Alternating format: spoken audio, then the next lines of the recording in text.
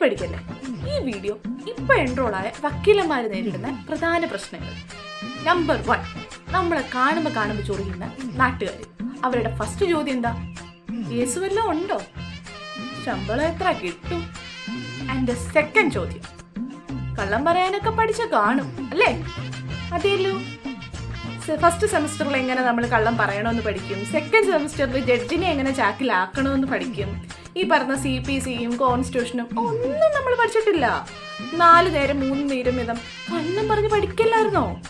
And ഇനി എങ്ങാനും ആ ചൊറിയുന്ന അമ്മാവൻ എവിടെയും തട്ടിത്തടഞ്ഞ ഒരു കേസായാലോ, അന്നേരവും നമ്മുടെ അടുത്ത് വരും.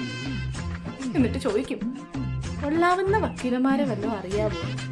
ഇപ്പൊ നമ്മളാരായി? ഇനി ആ കേസ് നമ്മളെടുക്കാന്ന് പറഞ്ഞാലോ, അയ്യോ കുട്ടിക്ക് എക്സ്പീരിയൻസ് ഇല്ലല്ലോ. ഡോക്ടറിനെ കാണുന്നതിന് മുമ്പ് ഡോക്ടറിന് എക്സ്പീരിയൻസ് വേണം, വക്കീലിന് എക്സ്പീരിയൻസ് വേണം, എഞ്ചിനീയറിന് എക്സ്പീരിയൻസ് വേണം. ഈ പറഞ്ഞ പോലെ വീട്ടിൽ പുല്ല് എത്താൻ വരുന്ന ബംഗാളിക്ക് പോലും വേണം എക്സ്പീരിയൻസ്. പക്ഷെ എനിക്ക് മനസ്സിലാവാത്ത പോയിന്റ്, ഈ കല്യാണം കഴിക്കുന്ന സമയത്ത് ആരും എക്സ്പീരിയൻസ് തിരക്കാറില്ല. ഞാൻ ഉദ്ദേശിച്ചിട്ടില്ല, അതെന്താണോ എന്തോ അല്ലേ?